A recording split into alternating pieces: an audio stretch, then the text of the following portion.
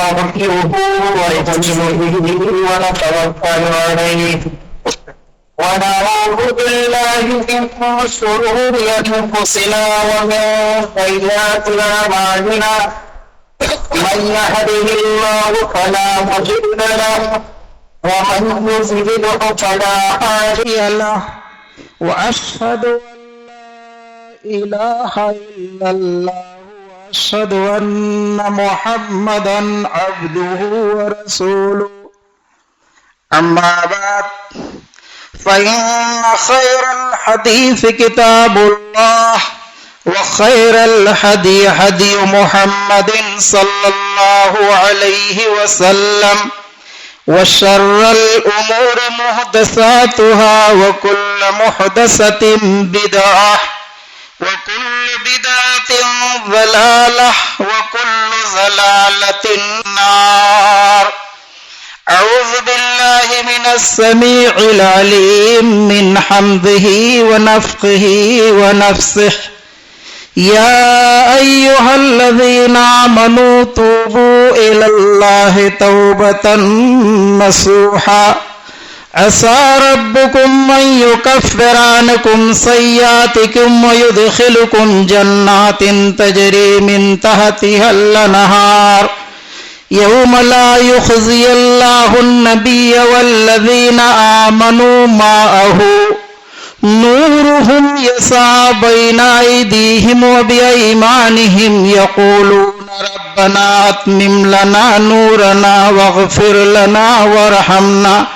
إنك أنت الغفور الرحيم. روى الترمذي عن الله تعالى عنه قال قال رسول الله صلى الله عليه وسلم كل بني آدم خطاء وخير الخطائين التوابون. تحمید و تحلیل، تکبیر و تعظیم، تقدیس و تنزیح کے کلمات لائق و سزاوار ہیں اللہ سبحانہ و تعالی کے لیے. بعدہ حمد و صلات اور درود کے کلمات نچھاور ہوں نبی پاک محمد الرسول اللہ صلی اللہ علیہ وسلم پر، جن کی انتھک محنتوں بیلاغ کوششوں کے صلے میں اللہ سبحانہ و تعالی کا محبوب ترین دین اسلام نصیب ہوا. ان الدین عند اللہ الاسلام. قابل احترام بزرگوں، امت کے امین و پاسبان نوجوانوں، مستقبل کے معمار و محافظ عزیز بچوں، ہماری عزت و ناموس کی ملکہ اسلامی خواتین یعنی ماں اور بہنوں، یہ اللہ سبحانہ و تعالی کا اپنا طریقہ ہے کہ مخلوق کی تمام چیزوں کی تنزیہ و صفائی کے لیے کوئی نہ کوئی ذریعہ مہیا فرمایا ہے. ہر وہ چیز ہونے لگتی ہے، زنگ آلود ہونے لگتی ہے، اپنا کام ٹھیک سے نہیں کر پاتی ہے، تو کوئی نہ کوئی طریقہ اس کے صاف کرنے کا، اس کو کما حق کہو اپنی فرائض کی ادائیگی کے لیے انسان نے طریقہ نکال رکھا ہے. ایسے ہی اللہ رب العالمین نے ہمارے دلوں کی صفائی کے لیے کہ جب گناہوں کی دلدل میں شیطان لعین کی رعنائیاں اور ان کی دلکش فریبیوں میں مبتلا ہو کر کے دنیا کی آرائش و زیبائش میں کھینچ کر کے اپنے دل کو زنگ آلود جو کر لیتا ہے،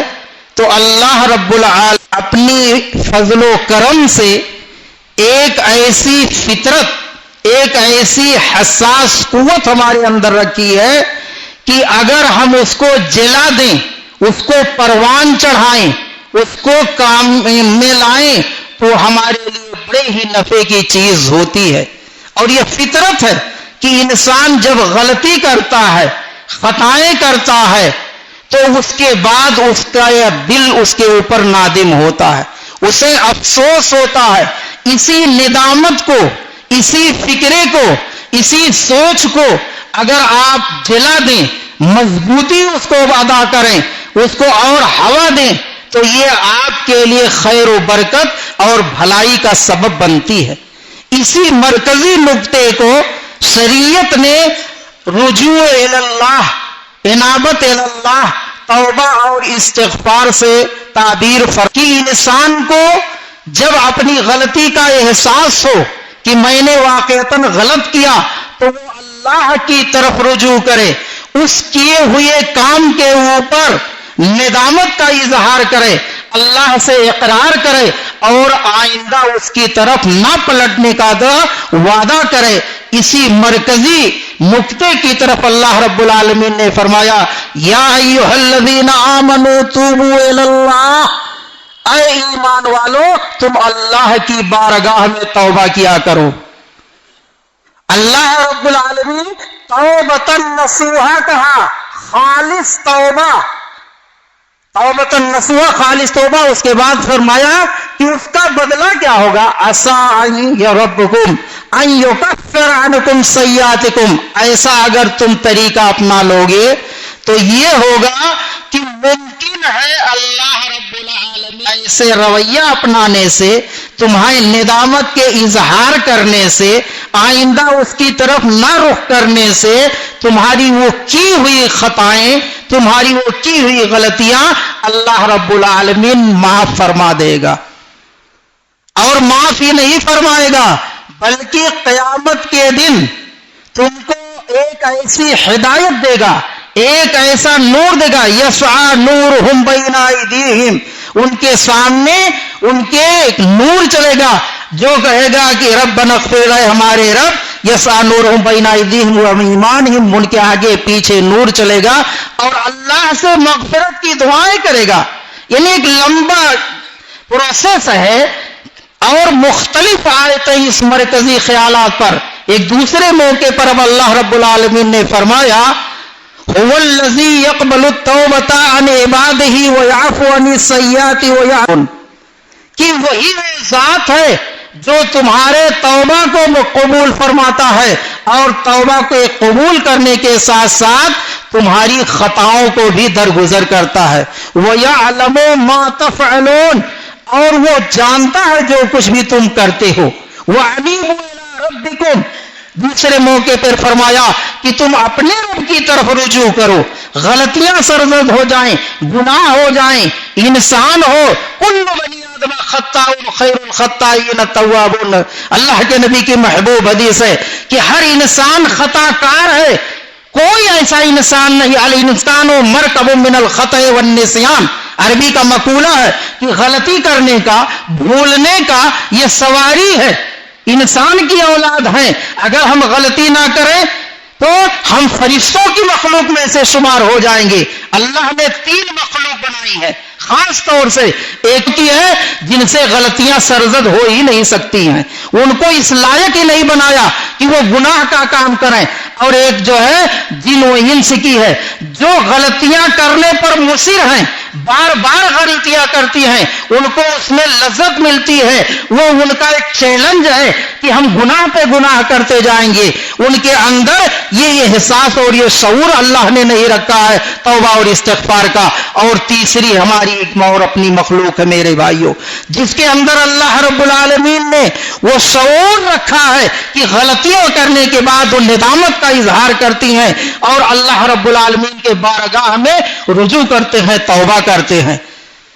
اللہ رب العالمین نے حدیث کے ذریعے سے اور مسلم کی صحیح حدیث کے ذریعے سے پتہ چلتا ہے کہ اللہ سبحانہ و تعالی نے اپنی رحمت کے 100 درجوں میں سے 99 درجے کتنے درجے اپنے پاس بروز آخرت کے لیے اپنے بندوں پر استعمال کرنے کے لیے رکھ رکھا ہے، اور 99 میں سے صرف 1 درجہ دنیا کے تمام مخلوقات میں تقسیم کر دیا ہے، چاہے وہ ہم ہو، جنات ہو، حیوان ہو، انسان ہو، جو بھی پرند چرند جن کے اندر بھی رحم کا، معاف کرنے کا جو بھی طریقہ پایا جاتا ہے، وہ اللہ سبحانہ و تعالیٰ کے 99 میں سے 1 درجے کی پورے حصے میں تقسیم ہے، اور وہ 99 درجے اللہ رب العالمین بروز قیامت جب میدان حشر قائم ہوگا تب وہ استعمال کرے گا۔ اس کی مثال اللہ کے رسول صلی اللہ علیہ وسلم کی ایک حدیث جو غالباً امام مسلم نے اپنی صحیح میں نقل کیا ہے، جاء صبیو من النبی صلی اللہ علیہ وسلم وامرأۃ، کہ اللہ کے نبی سے پاس قیدیوں کا ایک جتھا آیا، ان قیدیوں میں سے ایک ایسی عورت تھی جس کے پستان میں، سینے میں دودھ تھا، اور اس کے گود سے اس کا بچہ کہیں گم ہو گیا تھا، لیکن اپنے بچے کے تلاش میں پوری مجلس میں یا پوری لشکر میں، پورے قیدیوں میں دوڑ بھاگ کر رہی تھی، اور نہایت حیران و پریشان اپنے بچے کو تلاش رہی تھی۔ جب اس کے بچے کو مل گیا، اس کا بچہ، نہایت ہی شفقت و ہمدردی کے ساتھ اور بڑے ہی تپاک اور محبت کے ساتھ اس کو اپنے سینے سے چمٹا لیا۔ یہ منظر دیکھ کر کے اللہ کے نبی صلی اللہ علیہ وسلم نے فرمایا، اے صحابہ، کیا تم یہ بتا سکتے ہو کہ ایسے موقع پر یہ عورت اپنے اس معصوم بچے کو جلتی ہوئی کسی بھی یعنی کسی بھی طرح سے آگ میں ڈال سکتی ہے، کسی مجبوری کے تحت ڈال سکتی ہے؟ صحابہ کرام نے بیک زبان ہو کر کے کہا، اے اللہ کے نبی صلی اللہ علیہ وسلم، اپنی بساط تک، اپنی استطاعت تک جتنی اس کی طاقت ہوگی اپنے بچے کی حفاظت کے لیے وہ کھڑی رہے گی، اور اپنے بچے کو اپنے سامنے آگ میں نہیں ڈالے گی۔ اس موقع پر اللہ کے نبی صلی اللہ علیہ وسلم نے اس حدیث کا حوالہ دیا کہ اللہ رب العالمین اس کے مقابلے میں 99 گنا زیادہ اپنے بندوں کے اوپر مہربان اور مشفق ہے، اور اسی مہربانی کے طرف اشارہ کرتے ہوئے فرمایا، قل یا عبادی الذین اسرفوا علی انفسہم لا تقنطوا من رحمت اللہ ان اللہ یغفر الذنوب جمیعا، کہ اے میرے بندو، سورہ زمر مخاطب فرماتا انسانوں کو کہ اے میرے بندو، جنہوں نے اپنے نفسوں پر زیادتیاں کر دی ہیں، یعنی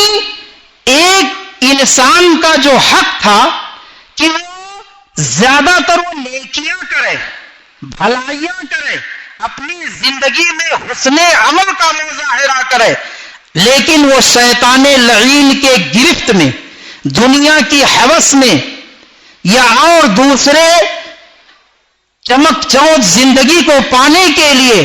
اگر اس نے خطائیں کر دی ہیں، اپنے نفس کے اوپر زیادتی کر دی ہے، ظلم کر دیتی ہے، لا تقنطوا من رحمت اللہ، تو وہ اسی رحمت کی طرف اشارہ اللہ رب العالمین نے فرمایا کہ اللہ کے 99 درجے رحمت سے تم مایوس نہ ہو، انہ یغفر الذنوب، کیونکہ اللہ تمہاری خطاؤں کو کیا ہے۔ اللہ کے رسول صلی اللہ علیہ وسلم نے مختلف احادیث میں اس کے طرف ابھارا ہے، اور خود جیسا کہ آپ نے سنا ایک دوسرے موقع پر حضرت عبداللہ بن عمر رضی اللہ تعالیٰ عنہ اللہ کے رسول صلی اللہ علیہ وسلم کا طور طریقہ نقل کرتے ہیں، اور امام ابو داؤد رحمت اللہ علیہ نے اپنے مسند میں اسے نقل فرمایا ہے کہ ان عبداللہ بن عمر رضی اللہ تعالیٰ عنہما قال انی رأیت رسول اللہ صلی اللہ علیہ وسلم فی المجلس الواحد 100 مرہ یقول استغفر اللہ من کل ذنب وتوب علیہ، کہ اللہ کے نبی صلی اللہ علیہ وسلم کو ایک ایک مجلس میں 100 مرتبہ سے زیادہ استغفر اللہ انی کل ذنب واتوب الیہ کا دور کرتے ہوئے اللہ کے نبی صلی اللہ علیہ وسلم کو فرمایا فاستغفر اللہ، یعنی 2 کلمے اپنے طرف سے کہ اے رب العالمین کہ استغفر اللہ انی کل ذنب، کہ اے اللہ تو مجھے ہر گناہی سے، ہر برائی سے میں تجھ سے معافی مانگتا ہوں، فاستغفر اللہ، لہذا تو مجھے معاف کرنا دے۔ اور کیوں؟ اس لیے تو غفور الرحیم ہے، تو معاف کرنے والا ہے۔ اسی طرح سے آپ دیکھیں کہ ایک مثال اللہ کے رسول صلی اللہ علیہ وسلم نے فرمائی کہ اللہ افرح بتوبۃ عبدہ سقط ببعیر وعزلہ فی فلاۃ، پہلے روایت کا ٹکڑا ہے جس کو امام مسلم اور امام بخاری رحمت اللہ نے اپنی کتاب میں لکھن فرمایا ہے کہ اللہ سبحانہ و تعالی کو بندے کا رجوع کرنا، اللہ کی طرف پلٹ کر کے آنا، یعنی توبہ اور استغفار کرنا اس قدر پسند ہے کہ اس کی مثال دیا کہ ایک آدمی اگر سفر میں نکل رہا ہے اور بہت بڑے چٹیل میدان میں کہیں پہنچ گیا، تھک گیا اور تھک ہار کر کے وہ سو گیا، سونے کے بعد جب اس کی نیند اٹھتی ہے تو کیا دیکھتا ہے کہ اس کی سواری اس کے زیادہ راہ کے ساتھ غائب ہے، خود اس کی سواری اور کھانے پینے کی ساری چیزیں اس میدان سے غائب ہیں، اکیلا تنہا اس میدان میں ہے، تھک ہار کے تلاشتا ہے، بہت جستجو کے بعد تلاش کرنے کے بعد واپس وہ پھر تھک ہار کر کے وہیں اسی جگہ پہ سو جاتا ہے۔ سونے کے بعد جب اس کی واپس نیند کھلتی ہے تو یہ دیکھتا ہے کہ میری سواری اپنے پورے ساز و سامان کے ساتھ واپس اسی جگہ کھڑی ہے۔ وہ خوشی کے اس عالم میں اس کے زبان سے جو الفاظ نکلتے ہیں اللہم انی عبدک کے بجائے اللہم انی الہ، کہ وہ خوشی میں یہ کرتا ہے کہ اے اللہ تو میرا بندہ ہے، میں تیرا رب ہوں۔ خوشی کے اس درجے میں خطان یعنی غلطی سے اس طرح سے کہہ جاتا ہے۔ اللہ کے رسول صلی اللہ علیہ وسلم نقشہ کھینچتے ہیں کہ ایسے حالات، ایسے منظر سے بھی کہیں زیادہ کا بندہ پلٹ کر کے اللہ کی طرف آتا ہے، یعنی اپنے گناہوں کا اقرار کرتا ہے، اس کے اوپر وہ ندامت کا اظہار کرتا ہے، دوبارہ وہ گناہ نہ کرنے کا عزم کرتا ہے، تو اللہ رب العالمین کو اس قدر خوشی ہوتی ہے۔ ان المؤمن اذا اذنب ذنبا كانت نقطة سوداء في قلبه فإن تاب وسقل منها وإن زادت حتى يغلف بها قلبه فذلك الران۔ اللہ کے رسول صلی اللہ علیہ وسلم کی حدیث ہے، مثال دیتے ہیں کہ گناہ پر مصر رہنے کے اور توبہ اور استغفار نہ اپنانے کے خطرناک کیا نتائج ہوتے ہیں، وہ اس حدیث میں دیکھیے کہ کہتے ہیں کہ ایک انسان سے جب معمولی خطا ہو جاتی تو وہ اگر اس کے اوپر مصر ہے، اس کو یہ چھوڑ کے چلو کوئی بات نہیں ہے، تو اس کے دل کے اوپر ایک سیاہ نقطہ پڑ جاتا ہے، اور اگر اس کو رجوع نہیں کرتا ہے، اس کے اوپر ندامت کا اظہار نہیں کرتا ہے، اللہ سے معافی نہیں مانگتا ہے، اس کے بدلے میں کوئی نیکی نہیں کرتا ہے، اس کو ایسے ہی بے پرواہ چھوڑ دیتا ہے، تو وہ سیاہ نقطہ آگے بڑھتے بڑھتے ایک دن ایسا ہوتا ہے کہ وہ پورے دل کو ڈھانپ لیتا ہے۔ لیکن اس کے برعکس اگر وہ معمولی خطائیں کرنے کے بعد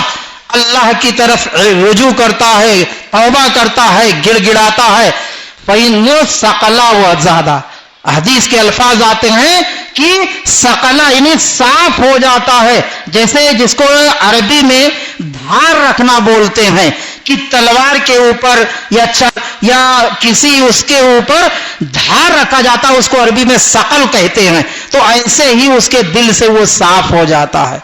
لیکن اس کے برعکس دوسرا پہلو اگر اپناتا ہے انسان تو اسی طرف اللہ رب العالمین نے فرمایا کلا بل رانا علی قلوبہم، کہ یہی وہ چیز ہے کہ اس کے دل کے اوپر جنگ لگ جاتا ہے. یہ فطرت اگر دیکھیں،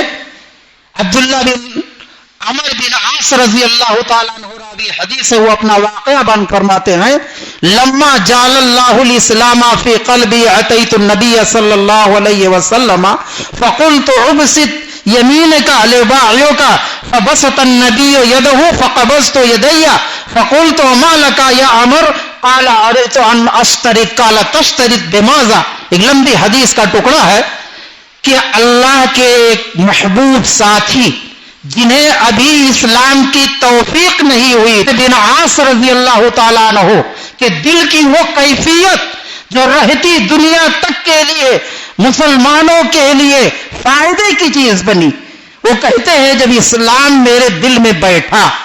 لوگوں کے طور طریقوں کو میں نے دیکھا، نبی کے حالات میرے قریب ہوئے، لما جعل اللہ الاسلام فی قلبی، میرے دل میں آیا تو میں اللہ کے نبی کی طرف بڑھا. نبی کے پاس جب گیا تو آپ صلی اللہ علیہ وسلم سے کہا ابسط یمینک لباعیک، آپ اپنا دایاں ہاتھ بڑھائیں تاکہ میں آپ سے اسلام پر بیعت کروں، یعنی اسلام لانے کا وعدہ کروں. نبی پاک صلی اللہ علیہ وسلم کا چہرہ خوشی سے تمتما اٹھا. راوی حدیث وہ نقل کرتے ہیں کہ فضامت اللہ کے نبی صلی اللہ علیہ وسلم کا چہرہ خوش ہو گئے اور آپ نے اپنا ہاتھ بڑھا دیا. لیکن اس حالت میں حضرت عمر بن عاص کہتے ہیں فقبضت یدی، ایسے وقت میں نے اپنا ہاتھ پیچھے کھینچ لیا. جب میں نے اپنا ہاتھ پیچھے کھینچ دیا غیر وجہہ، آپ صلی اللہ علیہ وسلم کے چہرے بدل گئے اور کہا اما لک یا عمر، اے عمر یہ کیا استہزاء ہے. اللہ کے نبی صلی اللہ علیہ وسلم غیرت مند بھی تھے، وہ یہ نہیں جانتے تھے کہ عمر کے دل کی کیفیت ہے، بلکہ وہ سمجھتے کہ عمر مجھ سے مذاق کرنا چاہتے. اما لک یا عمر، اے عمر بن عاص یہ کیا استہزاء ہے، تم کیا چاہتے ہو. انہوں نے کہا اللہ کے نبی صلی اللہ علیہ وسلم ارد ان اشترط، میں شرط رکھنا چاہتا ہوں، میں اسلام لانے سے پہلے ایک شرط رکھوں گا. اللہ کے نبی صلی اللہ علیہ وسلم ماذا تشتری، اسلام کے لیے کون سی شرط، اسلام سے بڑھ کے دنیا میں کوئی چیز ہے ہی نہیں، تو اسلام کے لیے کون سی شرط تمہارے لیے ہے. کہا ان یغفر لی، یہ چاہتا ہوں کہ میں نے زمانے جاہلیت میں شراب پی ہے، چوریاں کی ہیں، غلطیاں ہوئی ہیں، میں گناہوں کی زندگی میں تھا، میں گناہوں کی دریا میں تھا، مجھے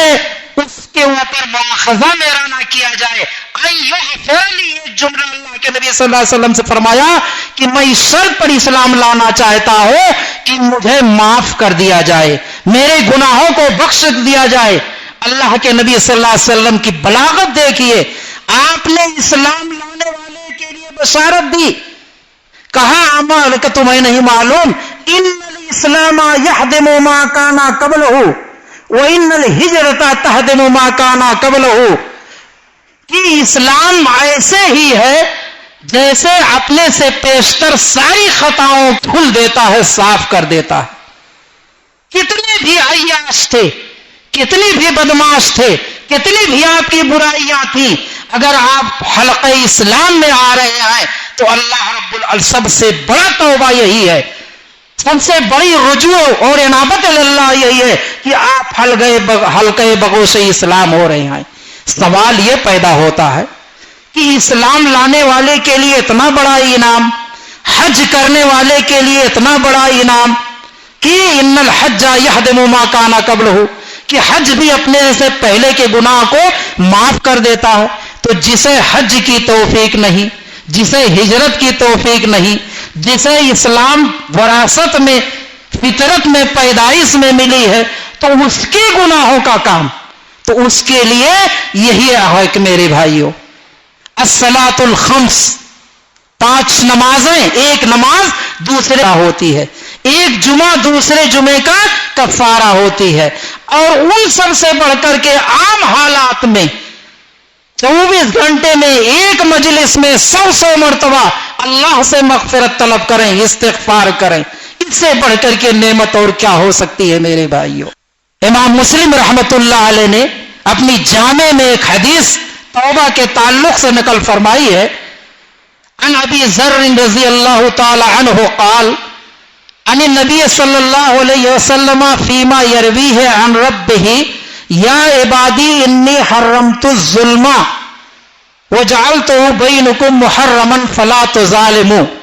یا عبادی کلکم ضال الا من ہدیتہ فاستہدونی اہدیکم یا عبادی کلکم عار الا من کسوتہ فاستقسونی اکسیکم یا عبادی کلکم جائع الا من اطعمتہ تقنب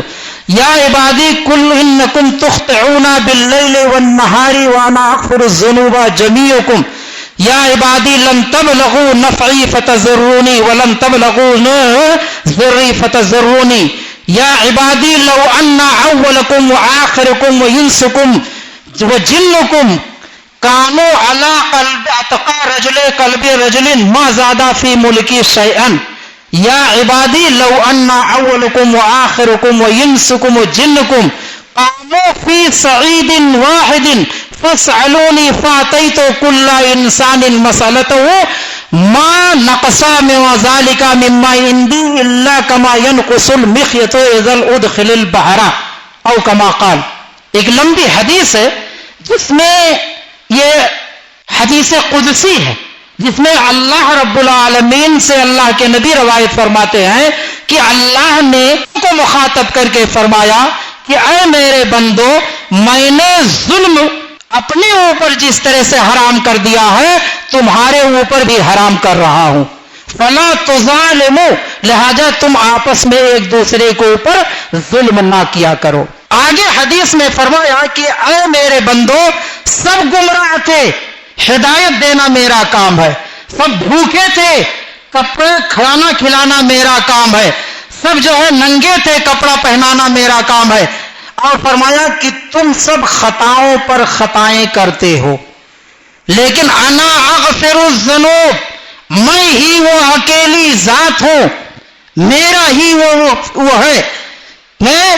فطرت یا اللہ ہی کے قبضے میں یہ چیز ہے کہ گناہوں کو معاف کرنے والا صرف اور صرف اللہ رب العالمین فرماتا ہے انا اغفر الذنوب، میں ہی صرف گناہوں کو معاف کر۔ دنیا کا کوئی پیر، کوئی ملنگ، چاہے کوئی نبی، کوئی ولی، ایک ذرہ خطا، ایک ذرہ گناہ کسی سے معاف نہیں کر سکتا ہے، دوسرے کے نہیں بلکہ اپنے کی گناہوں کی مغفرت نہیں کروا سکتا ہے۔ اور آگے فرمایا اسی حدیث میں کہ اے انسانوں اور جناتوں کی جماعت جو قیامت تک پیدا ہوں گے اور جو مر چکے، سب کے سب اپنے میں سے سب سے متقی اور پرہیزگار دل والے کی طرح سے سب ہو جاؤ، پھر بھی اللہ کی بادشاہت میں ذرہ برابر بھی زیادتی نہیں کر سکتے۔ ایسے ہی تم سب کے سب اپنے میں سے سب سے فاسق و فاجر گنہگار بندے کی طرح سے ہو جاؤ، پھر بھی اللہ کے شان میں ذرہ برابر بھی تمہیں نہیں دکھلا سکتے۔ آگے جو تاریخی کلمہ فرمایا کہ اگر تم ایک میدان میں جمع ہو جاؤ، کون؟ پوری انسانیت جو پیدا ہو چکی، وفات پا کے قیامت تک جو پیدا ہوں گے، ساتھ ساتھ جنات بھی، اور سب کے سب جس کو جس قدر مانگنا ہو، جو بھی مانگنا ہو اللہ سے مانگ لو، وَأَعْطَيْتُ كُلَّ إِنسَانٍ مَسْأَلَةً، اور ہر ایک کی مانگی ہوئی چیز میں تم کو دے دوں، پھر بھی میرے پاس جو کچھ موجود ہے اس میں سے اس قدر نہیں کم ہوگا جتنا کہ آپ سمندر میں سوئی ڈال کر کے دیکھیں کہ سمندر کا پانی کتنا آیا نہیں، سمندر کا پانی کتنا کم ہوا ہے۔ یہ ہے حدیث قدسی، یہ ہے اللہ کی شان میرے بھائیوں۔ اس اللہ کے ہم بندے ہیں، اس اللہ کے سامنے دن میں کم سے کم 4 پیشانیاں جھکتی ہیں میرے بھائیوں. یہ نمازیں آپ کم نہ سمجھیں. زندگی میں شاید پوری عمر بتا دی ہوگی, کسی غیر کے در پہ آپ کی یہ پیشانی جھکنے کی بجائے, یعنی لکھنے کے بجائے کبھی تھوڑی سی نم نہیں ہوگی, جھکی بھی نہیں ہوگی, لیکن آپ 24 گھنٹے میں کم سے کم فرائض کی ادائیگی میں 34 مرتبہ آپ ادا کرتے ہیں. اس پر آپ اللہ کا شکر کریں کہ اللہ نے بہت بڑی نعمت سے آپ کو نوازا ہے, آپ کو موحدین کی جماعت سے تعلق رکھا ہے. میں بتاؤں, مختصر 2 وقت چل رہا ہے, کہ اس توبہ کی حقیقت کیا ہوتی ہے. سورہ فرقان کی آیت الا من تاب وآمن وعمل صالحا کا پس منظر دیکھیے. غالباً امام ابن ماجہ اور امام طبرانی نے اپنی روایت میں اسے نقل فرماتے ہیں کہ حضرت ابو ہریرہ رضی اللہ تعالیٰ عنہ اپنا واقعہ بیان فرماتے ہیں کہ اللہ کی بات ہے, میں نبی پاک صلی اللہ علیہ وسلم کے پاس عشاء کی نماز پڑھ کر کے واپس لوٹا, اپنے گھر آیا, دیکھا کہ میرے گھر کے سامنے ایک عورت کھڑی ہے, اور میں اس کو دیکھ کر کے فوراً دروازہ بند کر لیا. اندر میں نوافل میں مشغول ہو گیا. تھوڑی دیر کے بعد دروازے پہ کھٹکھٹاہٹ کی آواز آئی, اور میں دروازہ کھول کر کے دیکھا تو وہی عورت میرے سامنے کھڑی ہے. میں نے سوال کیا, کیا چاہتی ہو؟ اس نے کہا, لوگوں نے مجھے آپ سے مسئلہ حل کرنے کا یا سمجھنے کو بتایا ہے, میرے ساتھ ایک معاملہ آ گیا ہے, کئی لوگوں سے رجوع کیا, لوگوں نے آپ کی طرف رجوع کیا, میں ایک مسئلہ آپ سے پوچھنے چاہتی ہوں, وہ آپ یہ بتائیے. انہوں نے کہا, بتائیے کیا ہے. اس عورت نے جو جرم قبول کیا, دنیا کی شاید اتنی بڑا جرم آپ نہیں کر سکتے. کہا کہ میں جوان عورت تھی, مجھ سے غلطی ہو گئی, زنا سرزد ہو گیا, ساتھوں ساتھ حمل ٹھہر گیا, بچہ پیدا ہوا, لوگوں کے طعن و تشنیع کا شکار دے کر کے میں نے اس بچے کو مار ڈالا. اب مجھے اپنی غلطی کا احساس ہو رہا ہے کہ میں نے جرم پر جرم کیا. فہل تری من رحمہ, کیا میرے لیے آپ کے دین اسلام میں کوئی راستہ ہے, میری مغفرت, میری بخشش, یا میری جو ہے چھٹکارے کی کوئی نوبت ہے؟ حضرت ابو ہریرہ رضی اللہ تعالیٰ عنہ اپنا واقعہ بیان کرتے ہیں. اس حدیث میں بہت سارے مسائل معلوم ہوتے ہیں, انہی کا درس ہوتا ہے اپنے لوگوں میں کہ ہر ایک کما حقہ عالم میں علم کسی کی میراث نہیں ہوتی ہے. حضرت ابو ہریرہ اپنا واقعہ بیان کرتے ہیں, اس کا یہ جرم سن کر کے میں نے دروازہ اس کے منہ پر بند کر دیا اور ڈانٹ کر کے بھگا دیا, لیکن میرے اس جواب نے رات بھر مجھے سونے نہیں دیا. وَكَرِهْتَ مَا طَلَعْتَ, جو حدیث میں بتایا گیا کہ گناہ وہی ہے جس کے کرنے کے بعد آپ کے اندر چھٹپٹاہٹ ہو, آپ کے اندر کرب کی حالت ہو, آپ کو نیند نہ آئے, لیکن اطمینان اگر ہوتا ہے تو وہ نیکی ہے. پوری رات میں کروٹیں بدلتا رہا. اللہ کے نبی صلی اللہ علیہ وسلم سے فجر میں ملاقات ہوئی, پورا منظر ان کے سامنے رکھا. اللہ کے نبی صلی اللہ علیہ وسلم نے فرمایا, اما قراتا الا من تاب وآمن وعمل صالحا. اے ابو ہریرہ, تو نے غلط جواب دیا, تو نے غلط جواب دیا. 3 مرتبہ اللہ کے نبی صلی اللہ علیہ وسلم نے میرے جواب کو نکارا, اور دلیل کے سورہ فرقان کی وہ آیت تو نے پڑھی نہیں ہے, الا من تابا, ہاں مگر وہ توبہ کر لے, ہاں جو توبہ کر لے, وہ عمل صالحا, اور عمل صالح کر لے, اس کے لیے سارے خطائیں, سارے گناہ اللہ تعالیٰ معاف فرما دیتا ہے. میں اس مجلس سے اٹھا,